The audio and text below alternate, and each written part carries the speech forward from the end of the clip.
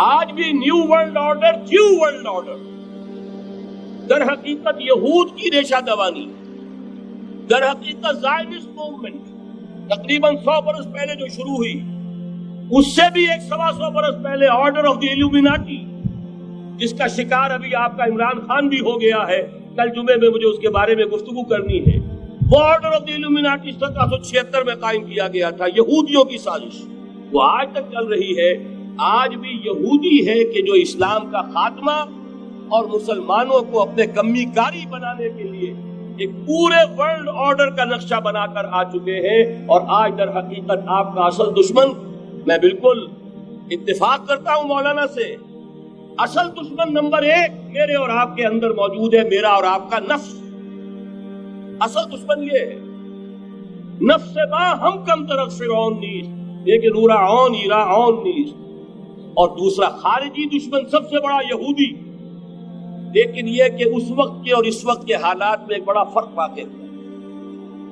مجھے اقبال کے وہ شعر یاد آ رہے ہیں، دنیا کو ہے پھر مارکہ روح و بدن پیش، تہذیب نے پھر اپنے درندوں کو ابھارا، اللہ کو پامردی مومن پہ بھروسہ، ابلیس کو یورپ کی مشینوں کا سہارا۔ وہی تاریخ ستیزہ کار رہا ہے ازل سے قائم روز، چراغ مصطفی سے شرار بولہوی، تو دنیا کو ہے پھر مارکہ روح و بدن پیش، تہذیب نے پھر اپنے درندوں کو ابھارا، اللہ کو پامردی مومن پہ بھروسہ، ابلیس کو یورپ کی مشینوں کا سہارا۔ میں جس فرق کی طرف اشارہ کر رہا ہوں ذرا اس پر غور کیجئے۔ جس وقت یہودی حضور صلی اللہ علیہ وسلم اور صحابہ کرام کی مخالفت کر رہے تھے، ان کے اور عیسائیوں کے درمیان دشمنی تھی۔ وقالت اليہود لیست النصارى علی شیء وقالت النصارى لیست اليہود علی شیء، ان میں آپس میں سانپ اور نیولے کا بیر تھا اس وقت، جبکہ نبی اکرم صلی اللہ علیہ وسلم کے ساتھ یہود کی ایک کشاکش جاری تھی۔ یہی وجہ ہے کہ آپ کو معلوم ہے کہ قرآن مجید کہتا ہے کہ بدترین دشمن تمام انسانوں میں اہل ایمان کے وہ یہود ہیں، اور قریب ترین اگر کسی کو پاؤ گے دوستی میں مسلمانوں کے تو وہ نصارہ۔ سورہ مائدہ کی آیت ہے، وَلَتَجِدَنَّ أَشَدَّ النَّاسِ عَدَاوَةً لِلَّذِينَ آمَنُوا الْيَهُودَ وَلَتَجِدَنَّ أَقْرَبَهُمْ لِلَّذِينَ آمَنُوا مَوَدَّةً لِلَّذِينَ آمَنُوا الَّذِينَ قَالُوا إِنَّا نَصَارَى۔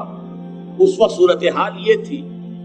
آج زمین و آسمان کا فرق واقع ہو چکا ہے، آج یہودی عیسائی پر مسلط ہو چکا، یہودیوں نے پورا عالم عیسائیت فتح کر لیا، آج پورا عالم عیسائیت یہودیت کا اعلی کار بن چکا ہے۔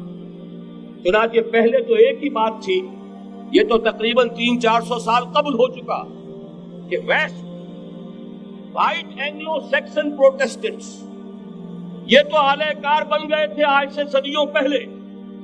انہی کے ذریعے سے یورپ کے اندر انہوں نے سود کی اجازت حاصل کی، انہی کے ذریعے سے یہ ساری فحاشی اور یہ ساری عریانی کا جو بازار گرم کیا، یہ در حقیقت آزاد خیالی، لبرلزم، حریت فکر، حریت عمل۔ میں آزاد ہوں، میں ننگا جانا چاہتا ہوں بازار میں، آپ کون ہوتے روکنے والے؟ آپ اپنی آنکھیں بند کر لیں، ہم آزاد ہیں، ہم 2 مرد ہیں، شادی کرنا چاہتے ہیں، شوہر اور بیوی کی حیثیت سے رہنا چاہتے ہیں، آپ کون اعتراض کرنے والے؟ یہ سارا یہود کی سازش۔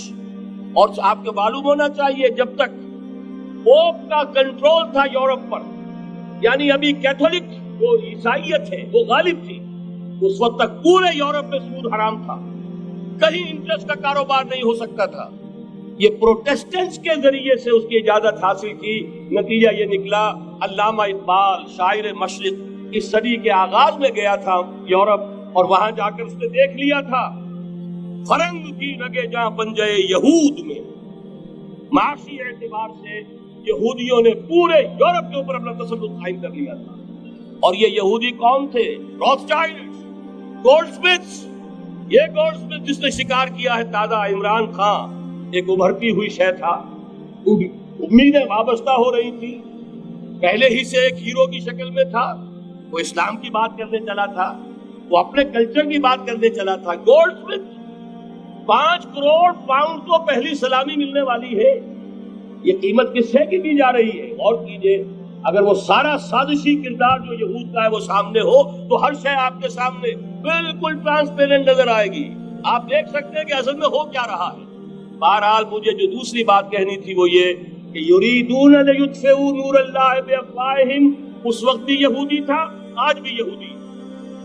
لیکن فرق یہ واقع ہوا ہے کہ اس وقت یہودی کے کنٹرول میں عیسائی نہیں، بلکہ 1200 برس تک یہودیوں کے اوپر ظلم و ستم بلکہ ہوتا رہا عیسائیوں کے ہاتھوں.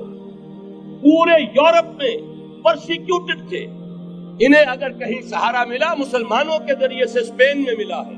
بن گوریان نے خود لکھا اپنی کتاب میں کہ ڈیورنگ دی ڈائسپورا، یہ ہمارا جو انتشار کا دور ہے 70 عیسوی سے جو شروع ہوا تھا، اس ڈائسپورا کے دوران our golden period is the period of Muslim Spain. ہمارا سنہری دور وہی ہے جو مسلمان ہسپانیہ کا دور ہے. انہیں آرام ملا، انہیں پروٹیکشن ملی، انہیں عیش ملے، اور وہیں سے انہوں نے عیسائیت کے اندر نقب لگا کر اور وہاں سے اپنے راستے پیدا کیے. اور دوسرا کام یہ کیا، عیسائیوں کی عداوت کا رخ اپنی بجائے مسلمانوں کی طرف ہے. یہ ہے ہوشیاری، یہ ہے چالاکی. دشمنی تو ہے، اور دشمنی کے جذبات کو ادھر کے بجائے ادھر کر دو. انگریز کیا کر کے گیا تھا ہمارے ساتھ؟ یہ کشمیر کا مسئلہ کیوں پیدا ہوا؟ انگریز نے 200 برس یا کہیں 100 برس ہندوستان پر حکومت کی تھی، اور سابق حکمران کے خلاف نفرت ہوتی ہے. جب کوئی قوم آزاد ہوتی ہے اپنے سابق حکمرانوں کے خلاف نفرت ہوتی ہے. اس نفرت کو روکا کہ ان کی آپس میں نفرت کے لیے کشمیر کی ہڈی ڈال جاؤ، آپس میں لڑتے رہے. ہمارے سے ہماری طرف دوستی کا ہاتھ وہ بھی بڑھائیں، یہ بھی بڑھائیں. یہ بہت بڑی سازش تھی، ایسے ہی نہیں ہو گیا تھا. جان بوجھ کر مسئلہ پیدا کیا گیا کہ یہ پاکستانی بھی ہمارے دوست رہے، کامن ویلتھ میں رہے، یہ ہندوستان بھارت بھی ہمارا دوست رہے، کامن ویلتھ میں، آپس میں لڑے.